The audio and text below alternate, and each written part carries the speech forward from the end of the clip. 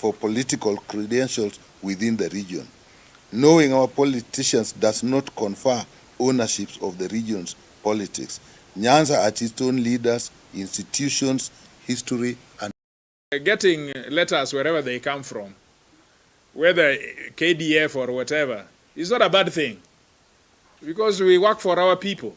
If I can get a letter today to take to Ruaraka, I would just be glad. They would be happy. They would vote me in. As to whether Speaker Wetangula went out there and said what he said, we will wait for him on the floor to tell us where those letters are. If he is holding them in his office, we will break that door. Good afternoon, members of the press. As you can see here, we are members of Parliament from Nyanza. We have Honorable Aduma of Nyakach, Honorable Chieng of Ugenya, myself, Dr. Nyikal of Seme, Honorable Evo Bara of Kasipul, Kabondo Kasipul, Honorable Ron of Kisumu Central, Honorable Masara of Suna West, and Elisa Uchieng of Game, and Eddie. Okay, and Eddie was here, Senator for Migori. Members of the press, the background of this release that we want is an event that occurred in Nyeri on the 24th of this month, when the former Deputy President, Rigathi Gachagua, had a consultative meeting in his home in Nyeri, and he made disparaging remarks about our party ODM, our great departed leader, as he didn't meant leadership, and also that our current leadership about the ability to conduct any discussions, and these are not in good taste. So in our response, we, the members of Parliament from Nyanza region, have taken note of recent remarks by former Deputy President Rigathi Gachagua concerning the political direction of Nyanza.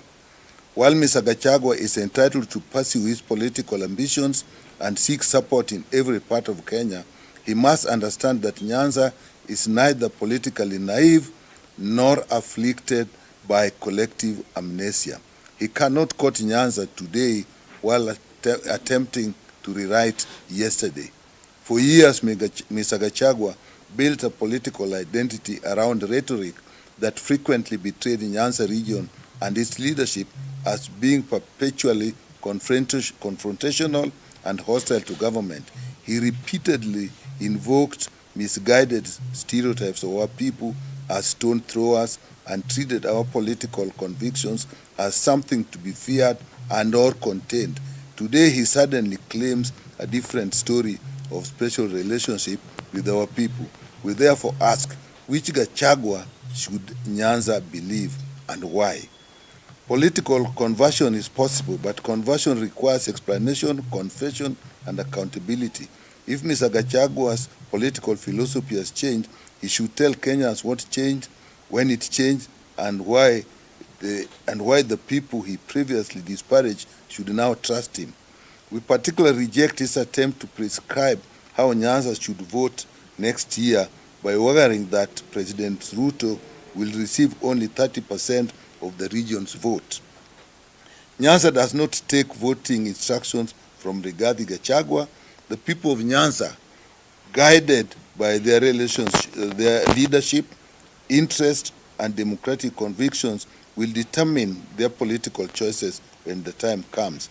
Neither should Mr. Gachagua mistake personal acquaintance with a few leaders from the region pursuing sponsored agenda for political credentials within the region. Knowing our politicians does not confer ownerships of the region's politics. Nyanza are its own leaders, institutions, history, and political agency. Equally unacceptable is any attempt by Mr. Gachagua to appropriate the leadership or legacy of Raila Odinga, the man he spent his whole adult life disparaging. Raila's relationship with the people of Nyanza and the whole Kenyan nation was forged through decades of sacrifice, struggle, and commitment to democracy, justice, and national reform. That legacy cannot be inherited through political conmanship, nor can Mr. Gachagua appoint himself a custodian. Nyanza is not a political trophy. It is not a block of votes waiting to be captured by ethnic brokers or deployed as ammunition in Mr. Gachagua's political contest with his former boss, President Ruto. ODM rejects attempts to turn our people into instruments for settling personal political scores or reviving failed political ambitions. The conversation Nyanza wants is not about ethnic arithmetic. It is about development, jobs for our young people, investment and industrialization, roads, energy and infrastructure, modern agriculture, revitalization of our fishing economy, better healthcare and education, and genuine economic empowerment. Mr. Gachagua must therefore answer a simple question. What did he do for Nyanza when he occupied the second highest office in the Republic and did not need Nyanza's votes? Before rhetoric must come record, and before seeking Nyanza's future support must come an honest accounting of the past. Nyanza will listen to everyone, but Nyanza will decide itself when the time comes. Members of the press, we take great exception to the statements that were made to the effect that the former Prime Minister Raila Odinga did not mentor somebody took over from him, and that the current leadership is not able to hold ODM together, and that ODM is now weak, and that Gachagua is now going to start moving around the region as if to take over in a vacuum. There is no vacuum. ODM is solid. Its leadership is solid. Its direction is clear in the coming near future. That is the statement we want to make here. So,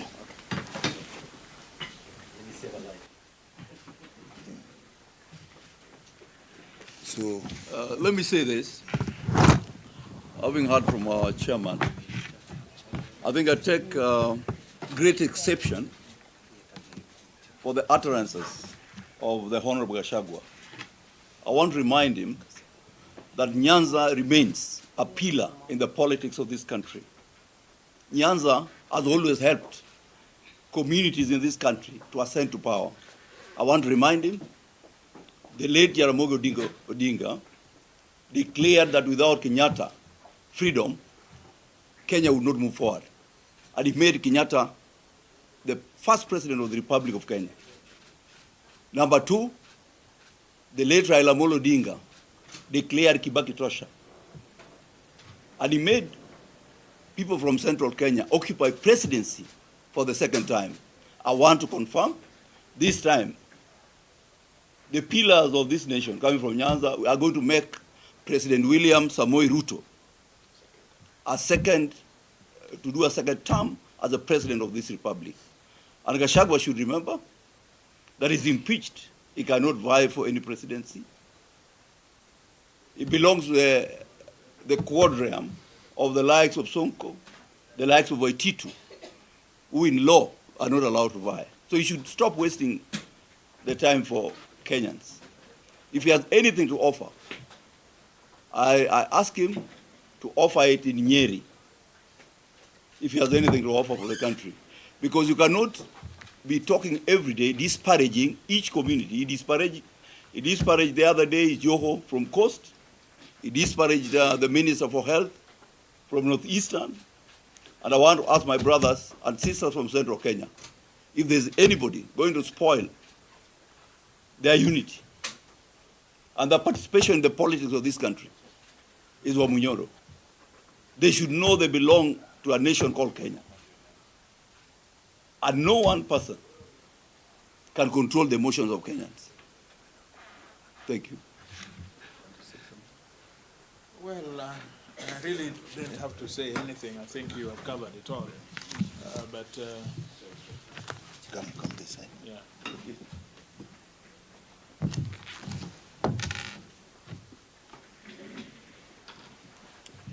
I think my colleagues have said it all. The point that we are making is that we don't want provocation. We don't want provocation, and we react very poorly to provocation. And if Honorable Gachagua, I think he has given up on Nyanza. He's not going to try us. But you don't provoke us, and then you say you are coming. And then after that, when we have reacted, you blame us. Because you would have to tell us why you shot at us. We have not forgotten. We have not forgotten the day you shot at us when Ruto left this country for you. Just in a minute of rage, one single day, you wanted to kill Raila Odinga. You have not told us that. That cannot be washed away by just saying that it was mambo ya siasa. And don't think that shooting at us is better or is worse than you coming to Nyanza and getting the wrath of the people. So yes, come to Jaramogi.